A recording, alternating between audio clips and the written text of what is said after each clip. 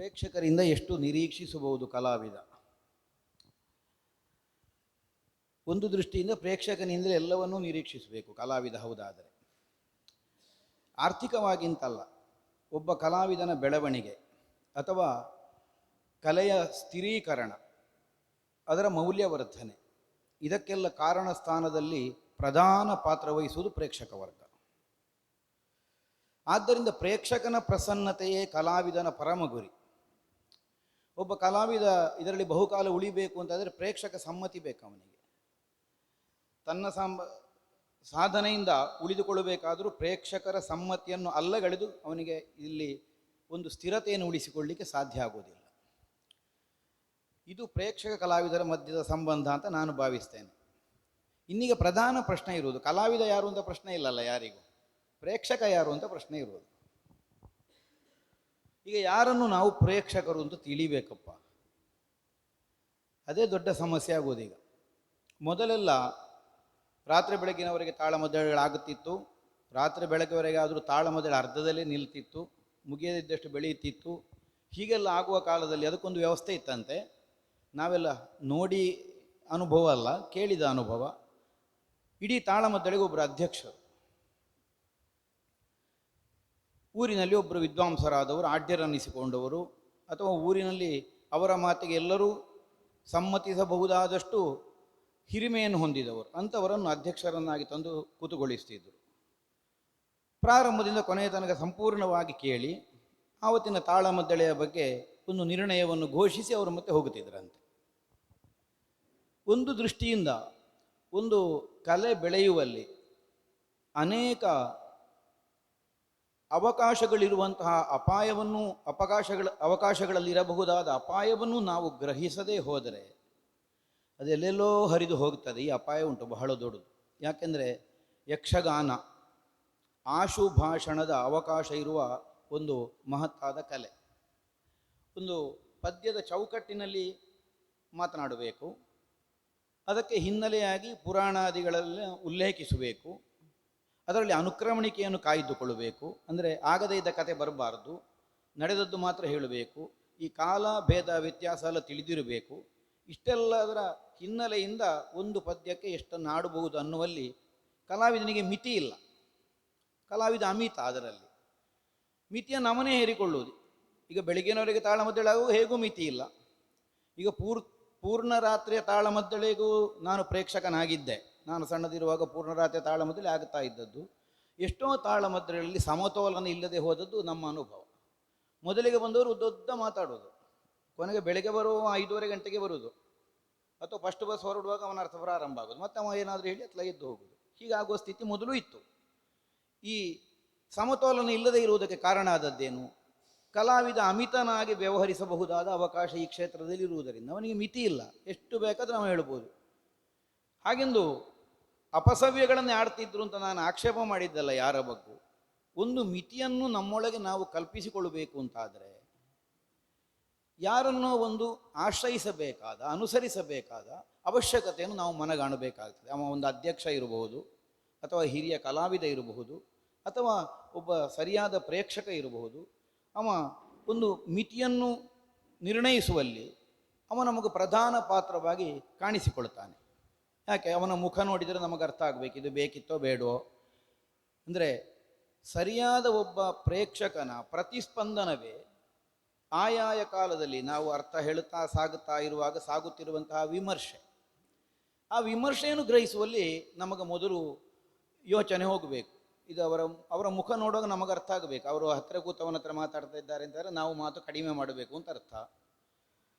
ಅವ್ರಿಗೆ ಸಾಕು ಅಂತ ಬಾಯಿ ಹೊಡಿಲಿಕ್ಕೆ ಪ್ರಾರಂಭ ಮಾಡ್ತಾನೆ ಅಂದರೆ ನಾವು ಬಾಯಿ ಮುಚ್ಚಬೇಕು ಅಂತ ಅರ್ಥ. ಹೀಗೆ ಆಯಾಯ ಕಾಲದಲ್ಲಿ ಸಿಗಬಹುದಾದ, ತತ್ಕಾಲಕ್ಕೆ ಸಿಗಬಹುದಾದ ವಿಮರ್ಶೆಗಳನ್ನು ಭಾವಿಸಿಕೊಂಡೇ ಒಬ್ಬ ಕಲಾವಿದ ಮುಂದುವರಿಬೇಕಾಗ್ತದೆ. ಹಾಗಿದ್ರೆ ಯಾವುದು ಬೇಕು, ಎಷ್ಟು ಬೇಕು? ಒಬ್ಬ ಕಲಾವಿದ ಮಾತ್ರ ಅಲ್ಲ. ಆಗ ಪ್ರಸ್ತಾಪತ್ವೇನ ರಂಗಭಟ್ರು ಒಂದು 2-3 ಸಲ ಅದನ್ನು ಹೇಳಿದರು. ನಾನು ಆಗ ಮಧ್ಯಾಹ್ನ ಯಾರಲ್ಲಿ ಮಾತನಾಡೋ ನಮ್ಮ ಈ ಸ್ನೇಹಿತರಲ್ಲಿ ಅದನ್ನು ಹೇಳಿದೆ. ಒಬ್ಬ ಕಲಾವಿದ ತಾನು ಕಲಾವಿದನಾಗುತ್ತಾ ಮೊದಲು ಪ್ರೇಕ್ಷಕನೂ ಆಗಬೇಕು. ಕಲಾವಿದನೂ ಪ್ರೇಕ್ಷಕನು ಒಂದೇ ಥರನಾಗಿ ಸಾಗುತ್ತಾ ಇರಬೇಕು. ನಮ್ಮ ಪ್ರದರ್ಶನಕ್ಕೆ ನಾವೇ ಪ್ರೇಕ್ಷಕರಾಗಬೇಕು. ನಮ್ಮ ಮಾತುಗಾರಿಕೆಗೆ ನಾವೇ ವಿಮರ್ಶಕರಾಗಬೇಕು. ಆಗ ವಾಸ್ತವ ರಂಗಭಟ್ರು ಹೇಳಿದಾಗೆ ಮೂರನೇ ವ್ಯಕ್ತಿಯನ್ನು ನಾವು ಮೆಚ್ಚಿಸಬೇಕು ಅಂತಾದರೆ ನಮಗೊಂದು ನೈತಿಕವಾದ ಬಲ ಬೇಕು. ಆ ಬಲ ಹೇಗೆ ಸಿದ್ಧವಾಗ್ತದೆ ಕೇಳಿದರೆ, ನಮಗೆ ಒಪ್ಪಿಗೆ ಆಗುವುದನ್ನು ಮಾತ್ರ ನಾವು ಹೇಳಬೇಕು. ಇನ್ನೊಬ್ಬ ಕೇಳಿದರೆ ನಮಗೆ ಹೇಳುವುದಕ್ಕೆ ಅದಕ್ಕೊಂದು ಸಕಾರಣ ಬೇಕು, ಸಾಧಾರ ಬೇಕು. ಅದನ್ನು ಹೇಳಬೇಕು ಅಂತಂದರೆ ನಮ್ಮನ್ನು ನಾವು ಮೊದಲು ವಿಮರ್ಶಿಸಬೇಕಾಗ್ತದೆ. ವಿಮರ್ಶಿಸುವಲ್ಲಿ ನಮಗೆಷ್ಟು ಪರಿಣತಿ, ನಮ್ಮ ಸಾಮರ್ಥ್ಯ ಏನು, ಅನುಸಾರವಾಗಿ ನಮ್ಮನ್ನು ನಮಗೊಂದು ನಿರ್ಣಯಕ್ಕೆ ಒಳಗು ಮಾಡಿಕೊಳ್ಳಿಕ್ಕೆ ಬರ್ತದೆ. ಅದಕ್ಕಿಂತ ಹೆಚ್ಚಿನದ್ದಾದಂತಹ ಒಂದು ನಿರ್ಣಯವನ್ನು ಕೈಗೊಳ್ಳಬೇಕು ಅಂತಾದರೆ ಒಂದು ಪ್ರತಿಭಾವಂತರಾದ ವಿದ್ವಾಂಸರಾದ ಪ್ರೇಕ್ಷಕರ ವಿಮರ್ಶೆಗೆ ನಾವು ಕಿವಿ ಕೊಡಬೇಕಾಗುತ್ತದೆ. ಈಗ ಪ್ರೇಕ್ಷಕ ಯಾರು ಅನ್ನೋ ಪ್ರಶ್ನೆ ಹುಟ್ಟಿದ್ದೆ ಈ ಕಾರಣದಿಂದ. ಈಗ ಏನಾಗಿದೆ ಕೇಳಿದರೆ, ಪೂರ್ತಿ ಕಾರ್ಯಕ್ರಮ ಕೇಳುವಂತಹ ಯಾವ ವಿಮರ್ಶಕನೂ ವಿಮರ್ಶೆ ಬರೆಯುವುದಿಲ್ಲ. ಅವ ಏನು, ಈಗ ಸಾಧ್ಯಂತವಾಗಿ ಒಂದು ಕಾರ್ಯಕ್ರಮವನ್ನು ಕೇಳಿದ, ಈಗ ಅಶೋಕವರ್ಧನರವರ ಹಾಗೆ ಅವರು ಬಂದ ಮೇಲೆ ಬಾಯಿಗೆ ಕೈ ಹಿಡಿದು ಕೂತು ಕೇಳಿದ್ದಾರೆ, ಇನ್ನು ಅವರಷ್ಟೇ ಗೆದ್ದು ಹೋಗ್ತಾರೆ. ಹಾಗೆಂತ ಇದರ ಬಗ್ಗೆ ಅವರ ವಿಮರ್ಶೆ ಇಲ್ಲ ಅಂತಲ್ಲ. ಇದರ ಒಳಿತು ಕೆಡುಕು ಸಾಧಕ ಬಾಧಕಗಳೆಲ್ಲ ಈಗ ನಡೀತಾ ಇರುವ ಕಾಲದಲ್ಲಿ ಅವರೊಳಗೆ ಮತನ ಆಗುತ್ತಾ ಇರ್ತದೆ. ಇನ್ಯಾವತ್ತಾದರೂ ಕಾಣಲಿಕ್ಕೆ ಸಿಕ್ಕಿರುವಾಗ ಒಂದು ಮಾತು ಹೇಳ್ತಾರೆ, ಓ ಅದು ಮೊನ್ನೆ ಹಾಗೆ ಮಾರ ಹೀಗಾಗಬೇಕಿತ್ತಷ್ಟೇ. ಇದನ್ನು ಘಂಟಾಘೋಷವಾಗಿ ಅವರು ಹೇಳುವುದೇ ಇಲ್ಲ. ಈ ಹೇಳುವುದು ಯಾರು ಕೇಳಿದರೆ, ತಾವು ವಿಮರ್ಶಕರು ಅನ್ನೋ ಹಾಗೆ ತೋರಿಸಿಕೊಳ್ಳುವ ಚಪಲ ಇದ್ದವರು ಮಾಡುವುದು. ತಾವು ವಿಮರ್ಶಕರು ಅಂತ ಅವರಿಗೆ ತೋರಿಸಿಕೊಳ್ಳಬೇಕು.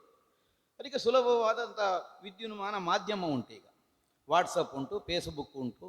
ಪೂರ್ತಿ ಕಾರ್ಯಕ್ರಮವೇ ನೋಡುವುದಿಲ್ಲ, ಪದ್ಯ ತೆಗೆಯುವುದಕ್ಕಿಂತ ಮೊದಲೇ ಮಾರ್ಕ್ ಬಂದಾಗ್ತದೆ.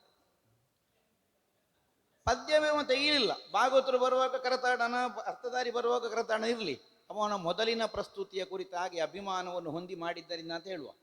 ಈಗ ಒಂದು ಸ್ಥಾಪಿತವಾದ ಅಭಿಮಾನ ಇರ್ತದೆ. ವಾಸ್ತವ ರಂಗಭಟ್ರು ಚಪ್ಪಾಳೆ, ಸುಣ್ಣಂಬಳ ಹರೀಶ್ ಬಳಂತಿಯವರು ಚಪ್ಪಾಳೆ. ಅದ್ಯಾಕೆ? ಅವರ ಮೇಲಿನ ಅಭಿಮಾನ. ಆವತ್ತೇನು ಮಾಡ್ತಾನೆ ಅನ್ನುವುದಕ್ಕಲ್ಲ, ಅವನ ಮೇಲಿನ ಅಭಿಮಾನ ಇರಲಿ. ಆವತ್ತಿನ ಪ್ರಸ್ತುತಿಗೆ ಪ್ರತಿಕ್ರಿಯೆ ಯಾವಾಗ ಬರಬೇಕು ಹೇಳಿದರೆ, ಪ್ರಸ್ತುತಿಯನ್ನು ಪೂರ್ತಿ ಆಲಿಸಿದ ಮೇಲಲ್ಲೂ ಬರಬೇಕಾದದ್ದು. ಅದು ಮೊದಲೇ ಬರುವುದು ಹೇಗೆ? ಮೊದಲೇ ಬರ್ತದೆ ಅಂತ ಆಗಿದ್ರೆ ಅವರು ಪ್ರಸ್ತುತಿಯ ಅಭಿಮಾನಿಗಳೋ ವಿಮರ್ಶಕರೋ ಅಥವಾ ಯಾರು ಕಲಾವಿದನ ಅಮರ ಅಭಿಮಾನಿಗಳೋ, ಇದನ್ನು ನಾವು ಯೋಚಿಸಬೇಕಾಗ್ತದೆ. ಬೇರೆ ಬೇರೆ ವರ್ಗದಿಂದ ಅಭಿಮಾನಿಗಳು ಹುಟ್ಟಿಕೊಂಡಿದ್ದಾರೆ, ಬೇರೆ ಬೇರೆ ಕಾರಣದಿಂದ ಅಭಿಮಾನಿಗಳು ಹುಟ್ಟಿಕೊಂಡಿದ್ದಾರೆ.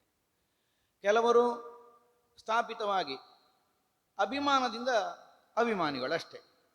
ಅವರು ಎಂಥದ್ದು ಹೇಳಿದರೂ ಸರಿ, ನಮಗೆ ಸರಿ, ಅವರು ಹೇಗೆ ಹಾಡಿದರೂ ಸರಿ, ಅವರು ಹೇಗೆ ಕುಣಿದರೂ ಸರಿ, ಅದನ್ನೇ ಸಮರ್ಥಿಸಿಕೊಳ್ಳುವುದು ಒಂದು ಪೂರ್ವ ನಿರ್ಣಯದ ಸಿದ್ಧಾಂತಕ್ಕೆ ಒಳಗುಪಟ್ಟಂತಹ ಅಭಿಮಾನಿಗಳು.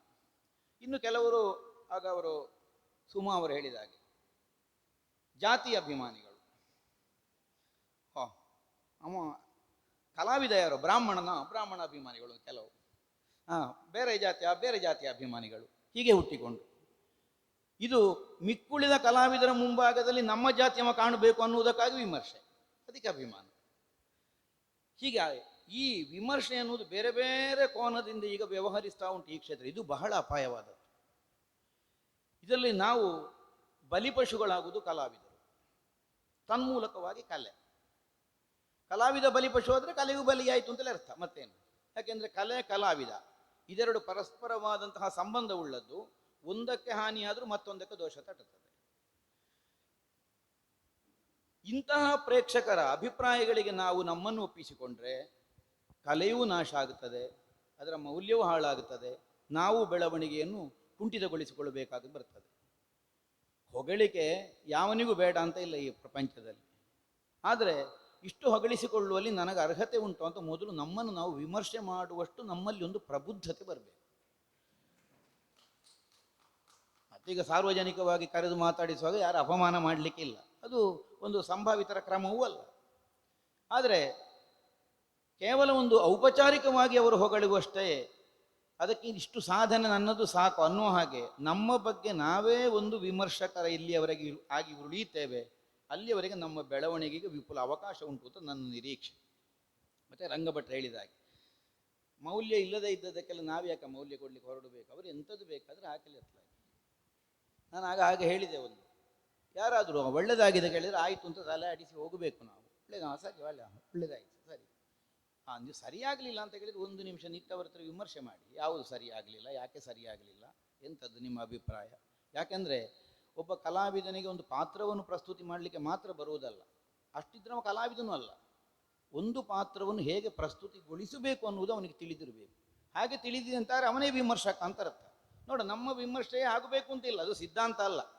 ಅದಕ್ಕಿಂತ ಒಳ್ಳೆಯ ಒಂದು ವಿಮರ್ಶೆ ಬರ್ತದೆ ಅಂತಾದರೆ, ಒಂದು ಆರೋಗ್ಯಪೂರ್ಣವಾದಂತಹ ಒಂದು ವಿಮರ್ಶೆಯಿಂದ ಅದಕ್ಕೊಂದು ನಿರ್ಣಯವನ್ನು ಕಂಡುಕೊಳ್ಳುವುದಕ್ಕೆ ಸಾಧ್ಯವಾಗ್ತದೆ ಅಂತಾದರೆ ಅದಕ್ಕೊಂದು ಮೌಲ್ಯ ಸಿದ್ಧ ಆಗಲಿ. ಅಲ್ಲದೆ ಸುಮ್ಮನೆ ಇದು ಏನೋ ಒಂದು ಸಂತೆಯಲ್ಲಿ ಸಾಗಿ ಹೋಗುವಾಗ ಒಮ್ಮೆ ಇಣುಕಿ ನೋಡಿದವರೆಲ್ಲ ಬರೆದಂತಹ ವಿಮರ್ಶೆಗೆ ನಾವು ನಮ್ಮ ಮೌಲ್ಯಯುತವಾದದ್ದನ್ನೆಲ್ಲ ಹಾಳು ಮಾಡಿಕೊಳ್ಳುವುದಕ್ಕಾಗಿ ತಲೆ ಹಾಳು ಮಾಡಿಕೊಳ್ಳುವುದು ಬೇಡ. ಆ ಪ್ರೇಕ್ಷಕರಿಗೆ ಅಷ್ಟೇ, ಅದಕ್ಕಿಂತ ಹೆಚ್ಚು ಬೇಡ. ಅದು ವ್ಯೂವರ್ಸ್ ಎಷ್ಟು ಅಂತ ನೋಡಲಿಕ್ಕೆ ಮಾತ್ರ ಒಮ್ಮೆ ನೋಡ್ಬೋದು ಅಷ್ಟೇ, ಅದಕ್ಕಿಂತ ಹೆಚ್ಚು ಯಾವ ಮೌಲ್ಯವೂ ಇಲ್ಲ ಅಂತ ನನಗೆ ಅನ್ನಿಸ್ತದೆ. ಆದರೆ ಇದೊಂದು ದಾಖಲೀಕರಣವಾಗಬಹುದಾದ, ಒಂದು ಪುನಶ್ಚೇತನಕ್ಕೆ ಕಾರಣವಾಗಬೇಕಾದ, ಒಂದು ಬಹು ನಿರೀಕ್ಷೆಯಿಂದ ಉತ್ಸಾಹಿತರಾಗಿ ಇವರು ಕೈಗೊಂಡಂತಹ ಕಾರ್ಯಕ್ರಮವಾದದ್ದರಿಂದ ಯಾರಾದರೂ ಒಬ್ಬ ಸಹೃದಯ ಪ್ರೇಕ್ಷಕ ಇದನ್ನು ದಾಖಲೀಕರಣಗೊಂಡದ್ದನ್ನು ನಾಳೆ ಕೇಳುವುದಾದರೆ ಆ ಪ್ರೇಕ್ಷಕ ಮಹಾಶಯನಲ್ಲಿ ಒಂದು ಕಲೆಯ ಮೇಲೆ ಪ್ರೀತಿ ಇರುವ ಕಲಾವಿದನಾಗಿ ನಾ ಕೈ ಮುಗಿದು ಕೇಳಿಕೊಳ್ಳುತ್ತೇನೆ. ನಿಮಗೆ ಇದನ್ನು ಬೆಳೆಸುವಲ್ಲಿ ಆಸಕ್ತಿ ಇಲ್ಲದಿದ್ದರೆ ನಮ್ಮದು ಒತ್ತಾಯ ಇಲ್ಲ, ಆದರೆ ಇದನ್ನು ನಾಶ ಮಾಡಲಿಕ್ಕೆ ಮಾತ್ರ ಪ್ರಯತ್ನ ಮಾಡ್ತೇವೆ. ಯಾಕೆಂದರೆ ನೀವು ಒಂದು ಪಕ್ಷ ವಹಿಸಿ ವಿಮರ್ಶೆ ಮಾಡಿದರೆ ಅದು ಒಂದು ಸಿದ್ಧವಾಗುವ ಕಲಾವಿದನನ್ನು ಅಲ್ಲಿಯೇ ಚಿವುಟಿ ಹಾಕಿಬಿಡುತ್ತದೆ. ಯಾಕೆ, ಸಾಮಾನ್ಯವಾಗಿ ನನಗಾದರೂ ಹಾಗೆ ಭಾವನೆ ಬಂದು ಹೋಗ್ತದೆ 4 ಸಲ, ಒಳ್ಳೆಯದಾಗಿದೆ ಸುಣ್ಣಂಬಳ ಸರುಂಬ, ನಾನು ಒಳ್ಳೆಯದು ಮಾತಾಡಲಿಕ್ಕಿದ್ದವ ಅಂತ ಆಗಿ ಹೋಗ್ತದೆ. ಅಷ್ಟಾದ ಮೇಲೆ ನಾನು ಏನು ಮಾತಾಡಿದ್ರಲ್ಲಿ ಒಳ್ಳೆಯದು ಕೆಟ್ಟದ್ದು ಅಂತ ವಿಮರ್ಶೆ ಮಾಡೋದು ಮರ್ತು ಹೋಗ್ತದೆ. ಅದಾಗದೇ ಇರಬೇಕು ಅಂತಾದರೆ ಒಂದು ವಸ್ತುನಿಷ್ಠವಾದಂತಹ ವಿಮರ್ಶೆಯನ್ನು ಮಾತ್ರ ನೀವು ಮಾಡಿ, ಅದು ಈ ಕಲೆಗೆ ನೀವು ಕೊಡುವ ದೊಡ್ಡ ಒಂದು ಮೌಲ್ಯ, ಕೊಡುಗೆ, ಬಹುಮಾನ ಅಂತ ನಾನು ಭಾವಿಸಿ ನನ್ನ ಮಾತುಗಳನ್ನು ಮುಗಿಸ್ತೇನೆ.